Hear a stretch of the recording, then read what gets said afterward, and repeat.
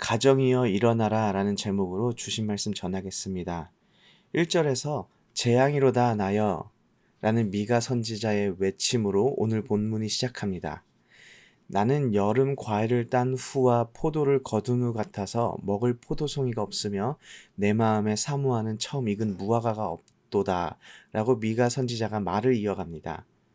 어떤 학자들은 포도송이에 포도가 없는 것을 보며 유다의 정의와 공의가 사라졌음을 뜻한다고 이야기를 합니다.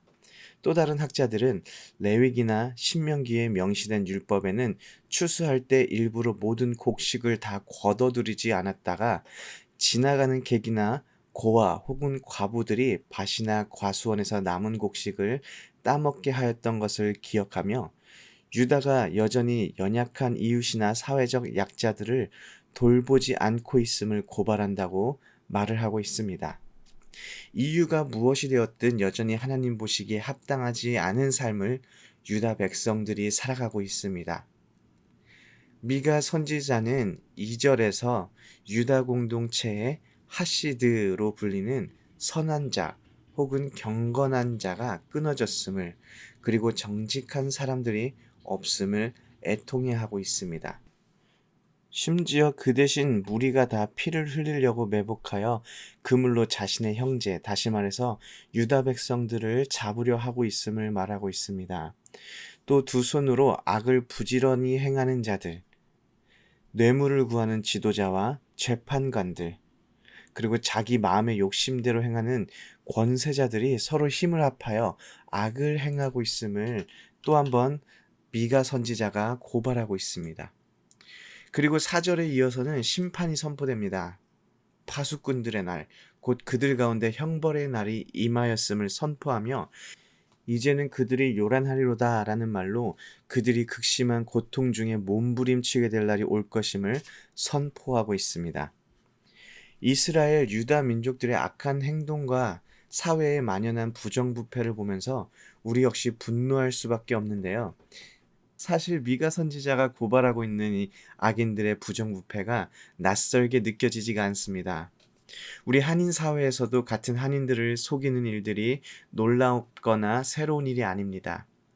예전에 알고 있었던 청년은 미국 사회에서 이런저런 사고도 많이 일으켰고 법을 어기는 경우도 있었지만 부모가 큰 돈을 가지고 있었고 친척이 미국에서 판사로 일을 하고 있어서 아주 큰 법을 어기는 것이 아닌 이상 별 문제 없이 항상 넘어가는 것을 제가 보기도 했습니다. 또 한국에서는 한때 이런 말들이 있었습니다. 못해 먹는 게 바보다. 이게 무슨 의미인가 하면 지위가 높거나 부정직한 일을 해도 걸리지 않는 위치에 있는 사람들이 자신의 위치를 이용해서 이익을 남기는 것은 너무나도 당연시되어 있다라는 의미입니다. 미가 선지자가 활동할 당시 유대 사회의 불의와 죄악을 보며 심판을 선포하셨던 하나님께서 지금 우리가 살아가고 있는 이 땅의 불의와 죄악을 보시면서 못 본 척하고 넘어가실까요? 그러지 않으실 것입니다. 어쩌면 우리는 지금 하나님의 심판이 임하기 전인 폭풍 전야를 지내고 있는지는 모르는 일입니다. 오늘 말씀의 5절부터는 더 마음이 아픈 구절들이 이어집니다. 이웃을 믿지 말고 친구를 의지하지 말고 내 품에 누운 여인, 즉 아내에게도 입의 문을 지키라고 명합니다. 정직과 정의가 사라진 곳에서 한마디로 믿을 사람 하나 없다라고 말하고 있습니다. 그리고 6절에서는 아들이 아버지를 멸시하며 딸이 어머니를 대적하며 며느리가 시어머니를 대적하리니 사람들의 원수가 곧 자기 집안의 사람이로다라고 성경이 기록하고 있습니다. 깨어진 가정의 모습에 성경에 묘사되고 있는 것이지요. 하나님께서 우리에게 주신 첫 번째 선물이 바로 가정입니다. 서로 다르지만 서로 한 몸으로 살아가는 것을 배우는 곳이 가정이며 또 사랑과 섬김과 희생을 배우는 곳이 가정입니다. 가정에서 서로 사랑하지 못하고 서로 섬기지 못하고 정의를 배우지 못하면 사회에서 정의를 세우고 공의를 드러내며 정직하게 행하는 사람이 될 수가 없습니다. 오늘 미가서에서는 사회의 죄악된 모습과 깨어진 가정이 묘사되고 있는데 우리가 지금 당장 죄악된 사회의 모습을 바꿀 순 없지만 깨어진 가정을 다시 세우기 위해서는 우리가 오늘 이 시간 바로 시작할 수가 있습니다. 그 방법을 제가 알려드리겠습니다. 깨어진 가정은 회복되고 또 건강한 가정은 더욱 건강한 믿음의 가정이 될 수 있는 방법이 있는데요. 코로나 바이러스의 영향으로 주일날 대면 예배가 어려워졌습니다. 지금 제가 교회에서 새벽 예배를 설교하는 것이 아니라 유튜브로 설교를 전하는 것, 지금 이것 자체가 코로나 바이러스의 영향이지요. 그런데 저는 한편으로 이렇게도 생각합니다. 코로나 바이러스 때문에 우리가 밖에 나가지 못하고 온 가족이 집안에 함께 있는 시간이 늘어난 이때가 가정에서 예배를 세워나가는 바로 그 기회가 됩니다. 유튜브로 예배를 드리다 보니까 예배 같지도 않다라는 말을 하는 다른 교회 성도님들의 이야기를 좀 들었는데요. 한국 속담에 이런 말이 있지요. 집에서 새는 바가지는 밖에서도 샌다.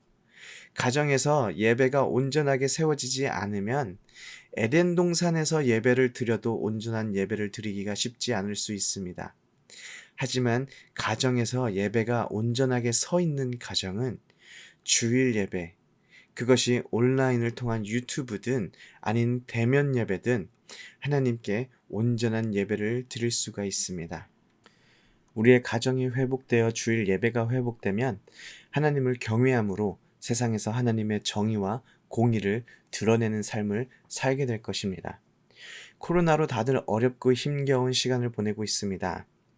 교회도 마찬가지고 교회에서 드려지는 예배 또한 그렇습니다. 하지만 반대로 지금이야말로 가정에서 예배가 회복되는 시간입니다.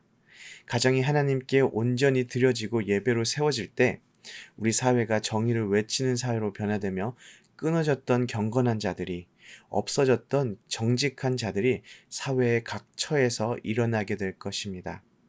이러한 변화가 어디서 시작됩니까? 바로 우리 오렌지 한인교회 성도님들의 거실에서부터 시작될 것입니다. 우리 오렌지 한인교회 성도님들의 가정들이 하나님 앞에 믿음의 가정들로 변화되고 우리 성도님들의 가정들을 통하여 미국 땅이 하나님의 정의를 선포하는 나라가 되기를 소원합니다.